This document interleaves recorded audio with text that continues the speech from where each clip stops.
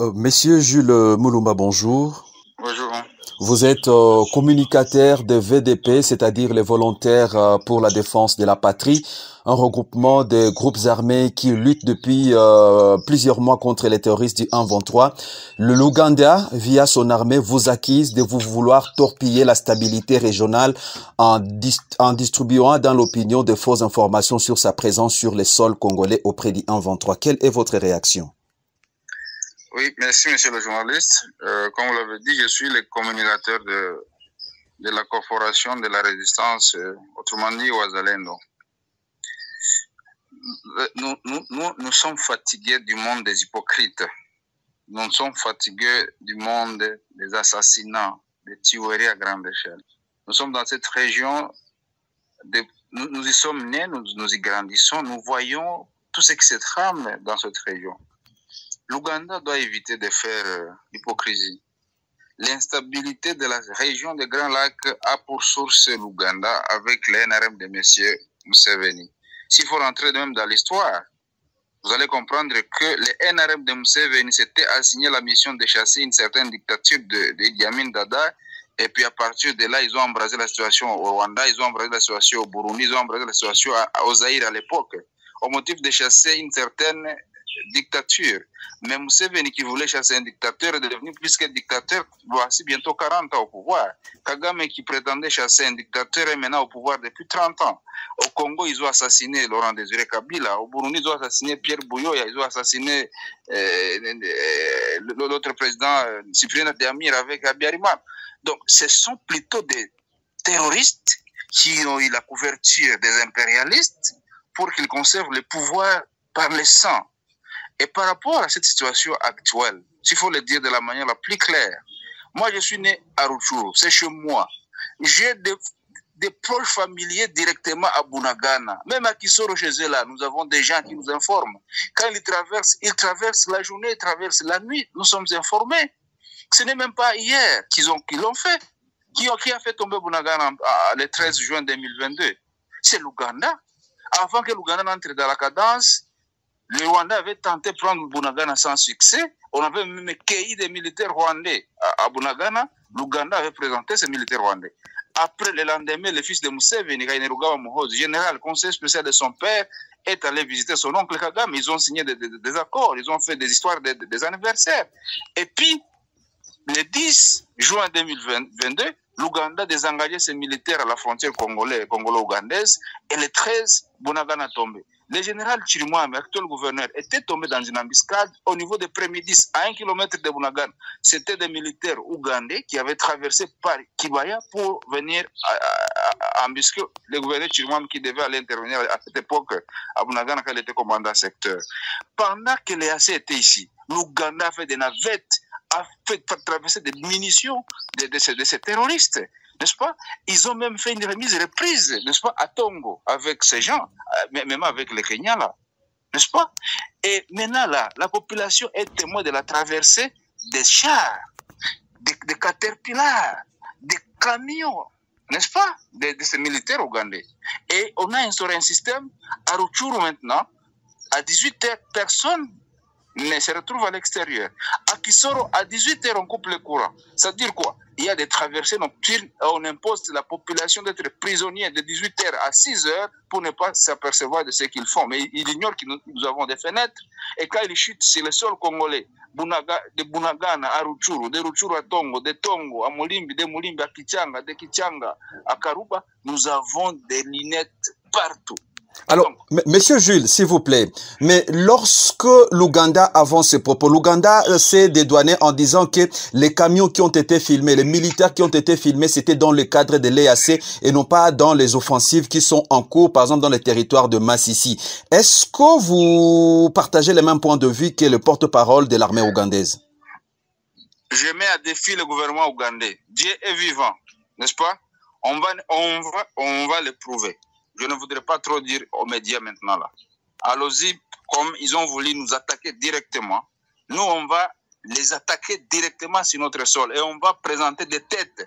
Moi, monsieur, on va présenter des gens, on va les capturer parce que nous n'avons pas perdu, nous savons comment nous les combattons. Monsieur, je vous dis que nous avons chez nous ici je vais les identifier et les présenter à la presse.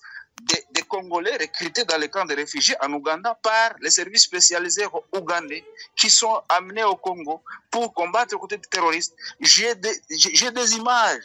Dernièrement, ils ont réuni quelque part plus de 60 jeunes recrutés par force en les nourrissant pour les amener au Congo. Messieurs les journalistes, Bertrand Bisimwa, Makenga était où avant de se retrouver encore sur les sols congolais? N'est-ce pas que les M23 s'étaient scindés en deux, les Runiga, les Bisimwa, les Bisimwa étaient où? Monsieur Corneille Nanga, il est où maintenant? Les réunions préparatoires de la déclaration de Nairobi que Nanga a fait dernièrement, se sont passés où? Tous les Twitter de monsieur Muhoozi Kainerugaba, même s'il faut ignorer peut-être les images. Si vous suivez Muhoozi Kainerugaba depuis 2021 jusqu'à maintenant, il ne cesse, n'est-ce pas, de prouver à la face du monde ce qu'ils sont en train de faire. Il est allé même jusqu'à évoquer ce que nous on disait et que les gens prenaient pour un mythe, en signifiant qu'il voudrait instaurer un empire Hima dans la région des Grands Lacs. Ça, ce sont des Twitter qui sont bien authentifiés. Et à quoi est-ce que Museveni joue? À quoi est-ce qu'il joue? Il pense qu'on est tous naïfs, on est tous Congolais de naïfs, il doit se jouer de nous. Comme à un moment donné, ils ont produit des politiciens, des officiers au sein des systèmes congolais qui les protègent, qui les défendent, qui les couvrent et qui nous causent de l'opprobre. Ils pensent que tous les Congolais sont naïfs pour être d'accord avec ça. Nous sommes de la classe, de la trempe de ceux-là qui disent non. Et ça n'est pas ce rapport. Alors, quelle est la solution pour établir une confiance entre les acteurs au niveau régional? La solution est la seule. Le Congo n'a jamais été prédateur, le Congo n'a jamais été agresseur. Le Congo, c'est un dos béni de Dieu pour l'Afrique et pour le monde. Ils n'ont qu'à comprendre ça, intérioriser ça. Quiconque veut jouir de la bénédiction du Congo doit venir se courber auprès des Congolais pour que les Congolais sachent en quoi est-ce qu'il lui sera utile. C'est-à-dire quoi? L'Ouganda a trop tué pour la richesse congolaise. Le Rwanda a trop tué, commissionné pour la même cause. Il est grand temps qu'il cesse, qu'il se repentisse et que la paix règne. Ça signifie quoi? Les prétextes des histoires, même les histoires de la ZADF à Beni, c'est une histoire entretenue par l'Ouganda. Moi, je peux vous le prouver. Je peux vous le prouver noir sur blanc parce qu'ils font ce qu'ils appellent la politique de pyromanes sapeurs-pompiers. Ils provoquent un chaos et se prédisposent à être les guérisseurs. Vous comprenez? Nous vous suivons très bien.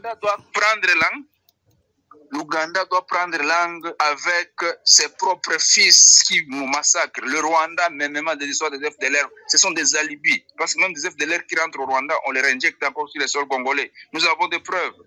Et que chacun prenne conscience et qu'il s'engage sur la voie pacifique. Sinon, prétendre que les petits Rwandais et les petits Ouganda vont dominer un grand Congo comme ça, nous, on ne sera pas d'accord. Et on va se battre jusqu'à ce que Jésus lui-même revienne. Alors, pour terminer avec notre entretien, parce qu'en lisant ces communiqués, quand même, de l'UPDF, on vous indexe quand même quelque part d'avoir sur votre propre conscience du remords après les terroristes d'I-23 aient massacré beaucoup de vos partisans. Là, l'Ouganda a cité nommément le FDLR pour lequel vous travaillez. Est-ce que vous confirmez ça? Messieurs les journalistes, ces gens sont... Je m'excuse, hein? On est devant les médias, je ne veux pas prononcer des mots trop lourds. Mais moi, je le prends comme des gens sans âme. Messieurs les journalistes, tu es congolais, tu vois les massacres qui se passent à Rutshuru. Tu as vu dernièrement comment on a massacré à Busanza des jeunes gens. Tu as vu comment on a massacré à Kishishe. Tu as vu comment on a massacré à Rugari. Tu as vu comment on a massacré à Ruvumu. Tu as vu, et là c'est récent. Ici on rentré dans l'histoire, depuis l'AFDLR, c'est des CNDP, ce sont des millions. Ces gens-là sont-ils tous des FDLR? Nous sommes opposés à cette politique de penser qu'il y a un peuple supérieur. Quand on tue une vache, n'est-ce pas, même par accident, on crie au génocide parce qu'il s'agit d'une vache appartenant à un peuple, n'est-ce pas? Et quand on tue des millions de gens qui sont congolais, on fait ne rien connaître, ne rien comprendre. Le sang congolais a la même valeur que le sang ukrainien, a la même valeur que le sang américain, que le sang israélien, que le sang rwandais et ougandais. Nous en avons marre. Et donc, ce sang qui coule doit être vengé. C'est les responsables au niveau local, national, international doivent être mis devant la barre pour penser les plaies de toutes ces victimes qui ont des plaies béantes. Jules Mulumba, communicateur des résistants Wazalendo, Kivu Morning Post vous remercie pour toutes ces précisions. Je vous remercie, monsieur le journaliste. Merci.